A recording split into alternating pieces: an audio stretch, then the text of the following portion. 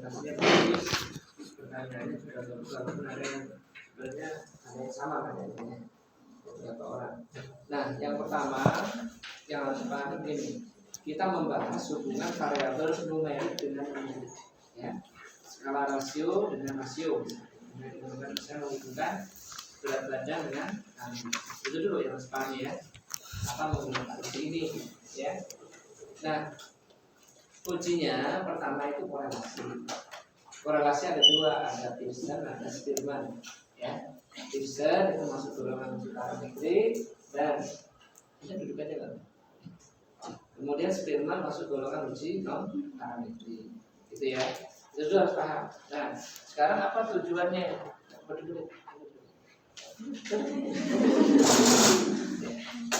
Nah, sekarang tujuannya, ya. Tadi yang sudah disampaikan temannya sudah benar, cuma saya lengkapin aja.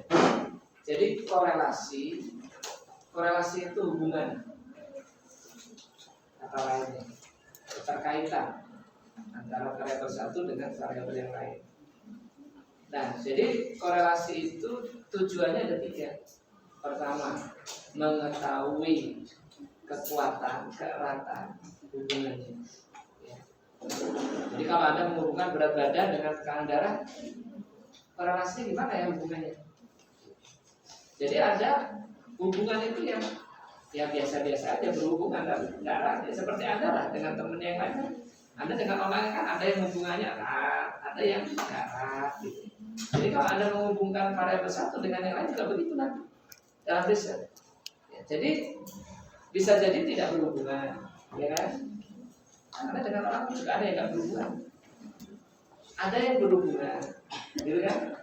Nah, berhubungan itu macam-macam hubungannya. Ada yang biasa saja, ada yang kuat, ada yang sangat erat, sangat kuat, gitu kan? Nah, jadi dalam statistik juga begitu. Ada nggak ada hubungan yang signifikan? Jadi karena bisa aja berhubungan tapi nggak signifikan, berhubungan tapi nggak apa ya? Ya contoh lah, misalnya ini siapa namanya? Nanti ya kalau ditanya dengan saya ada hubungan nggak? Ada. Ya, kalau ditanya Nadia dengan saya ada hubungan nggak? Ada. Nadia kenal saya nggak? Berhubungan, ya kan? Nah, pertanyaannya hubungannya signifikan nggak? Nah, itu harus dibuktikan datanya, jangan langsung bilang enggak. Jadi dalam riset nggak bisa begitu.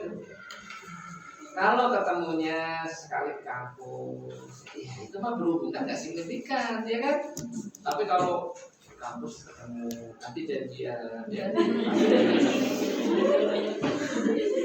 bisa jadi berhubungan signifikan. Apa ya? Tapi saya ada dengan masalah itu nggak berhubungan, nggak kenal saya sama masalah. Saya sama masalah teknik gitu, menjadi saya nggak kenal, nggak berhubungan aja, ada. Apakah saya mempunyai hubungan yang kuat dengan seseorang? Yang erat? Berhubungan signifikan? Ada dengan istri saya.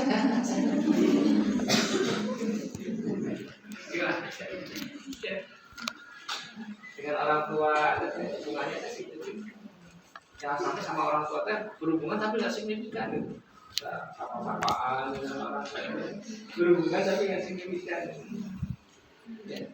Jadi dalam riset itu bisa melihat hubungan, bisa melihat pengaruh, bisa melihat perbedaan. Perbedaan itu pasti ada, tapi signifikan enggak? Signifikan itu kata lainnya bermakna. Karena bisa jadi berbeda, tapi secara kebetulan, berhubungan tapi secara kebetulan nggak signifikan.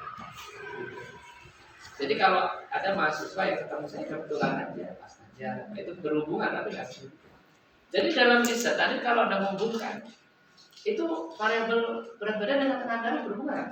Berhubungannya itu signifikan atau hanya secara kebetulan? Merokok berhubungan nggak dengan kanker paru? Hasil risetnya berhubungan. Itu benar berhubungan signifikan atau kebetulan aja? Gitu. Karena bisa aja itu berhubungan tapi secara kebetulan. Baik namanya itu hanya kebetulan aja. tidak signifikan. Jadi hanya oh iya kebetulan aja sekarang yang kasusnya kena cancer itu kebetulan merokok. Padahal sebenarnya yang mempengaruhi dia cancer itu bukan merokok. Bisa nggak jadi? Bisa. Jadi kalau ada orang kena cancer paru terus dia merokok, jangan langsung diburu-buru simpulkan dia kena cancer karena merokok. Belum tentu, itu harus dianalisis. Benar nggak? Nah, gitu dalam riset mah begitu, ya. Walaupun sudah tahu itu merokok, iya, tapi benar nggak karena merokoknya? Paham ya?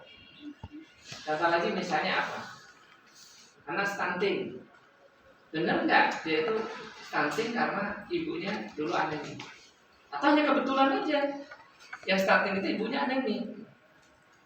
Padahal yang mempengaruhi bukan itu, karena dia punya penyakit kronis yang berulang. Artinya apa? Walaupun ibunya dulu anemi, kalau si anaknya itu nggak sakit, sebenarnya nggak stunting gitu. Nah, itulah riset. Makanya kalau udah tahu seperti itu, nanti kalau ada menghubungkan dua variabel hasilnya signifikan, jangan senang dulu. Ya. Belum tentu berhubungan signifikan itu benar, belum tentu. Ya, nah itu ya, jadi korelasi tujuannya 3, mengetahui adanya hubungan, mengetahui kearatan, kekuatannya, itu sudah ada standarnya ya, 0, sampai 0,25, sudah rendah, 0,26 sampai 0,50, sudah ada kekuatannya, sudah ada ya. Nah kemudian yang ketiga arahnya, arah korelasinya positif atau negatif. Kalau positif, independennya naik, independennya naik. Menghubungkan berat badan dengan tekanan darah, korelasinya positif, berarti semakin bertambah berat badan semakin meningkat tekanan darah. Tapi kalau korelasinya negatif, independennya naik, independennya turun. Semakin bertambah berat badan justru tekanan darahnya semakin turun. Ya memang sih kalau riset secara umum seringnya kalau berat badan dengan tekanan darah biasanya positif korelasinya. Umur dengan tekanan darah biasanya korelasinya positif biasanya, tapi riset itu hasilnya bisa tidak diduga. Oh biasanya teorinya, biasanya itu kan teorinya gitu. Kalau berat badannya naik, tekanan darahnya naik. Tapi bisa jadi Anda meriset kebalik hasilnya. Kenapa ya berat badannya bertambah tapi tekanan darahnya turun? Bisa jadi. Ya, itulah riset. Riset itu kadang-kadang hasilnya tidak bisa diduga. Walaupun kita membuat dugaan, tapi dugaan kita itu bisa jadi meleset. Ya. Nah itu korelasi tujuannya ya.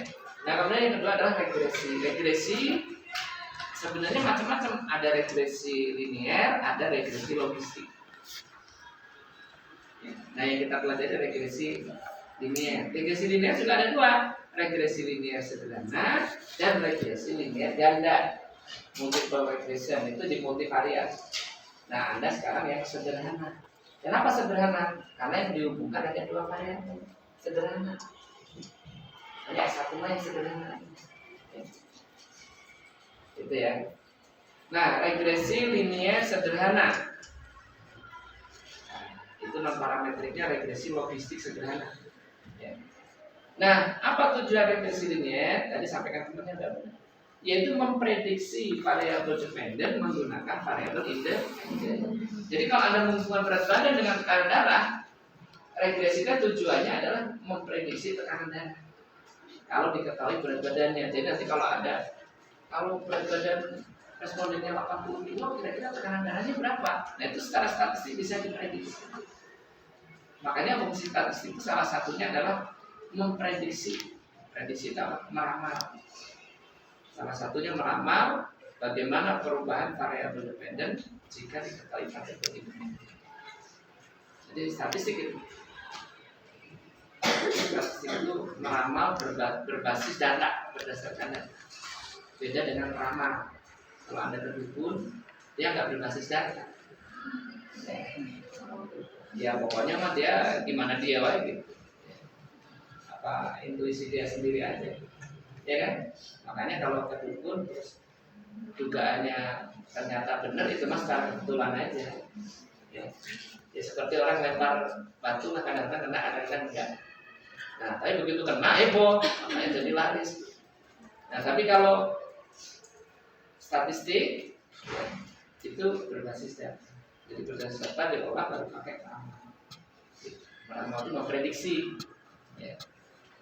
Maka kejadian-kejadian yang jarang terjadi bisa diprediksi secara statistik.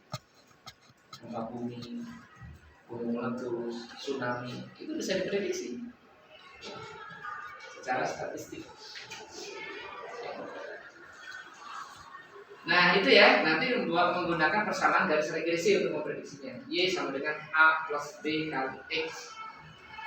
Y itu variabel dependen yang akan diprediksi. A itu adalah intercept, nggak usah diinterpretasikan. B nya itu adalah slope-nya. Udah pernah saya terangkan?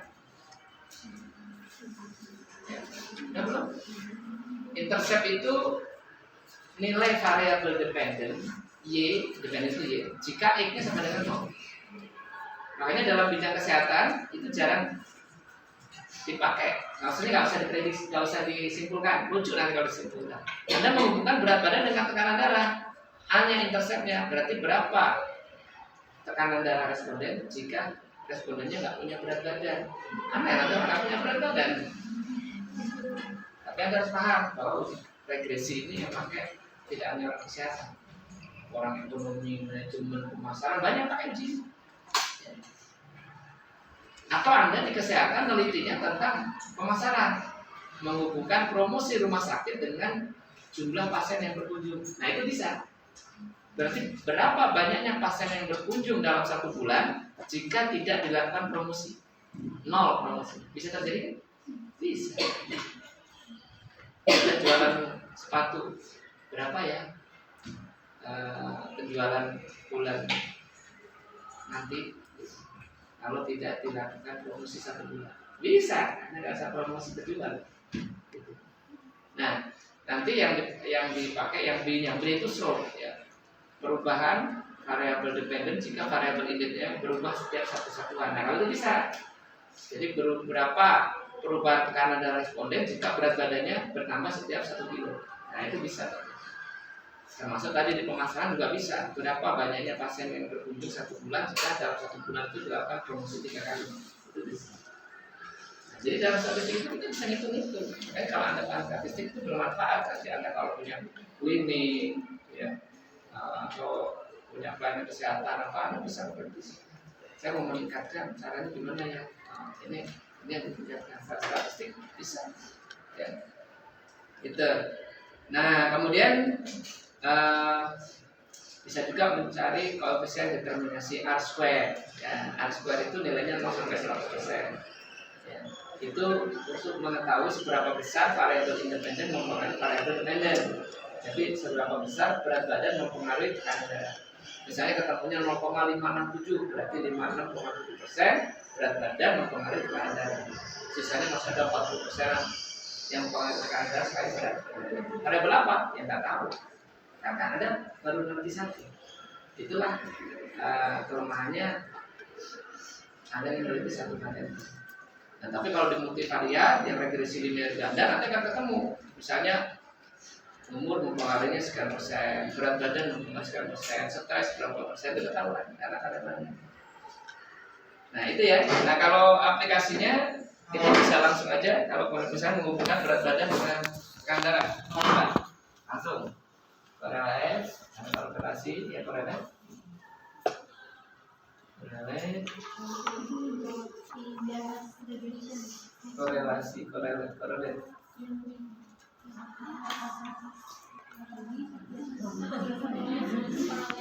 Nah, di varian ada pindahkan BB1, nah BB dengan BB pindahin dengan sistem. Nah, itu ya yang Spearman itu kalau kita klik Spearman-nya tuh kira langsung kayak nanti dua-duanya tuh. Nah ini ya itu ini yang Spearman ya tuh 0,216. Berarti korelasi hubungannya lemah, arahnya positif. Jadi semakin tekanan berat badan semakin naik tekanan darah. Ya. 0,004 Berarti signifikan ya, ada hubungan signifikan antara berat badan dengan tekanan darah. Ya. Coba regresinya, malas lagi.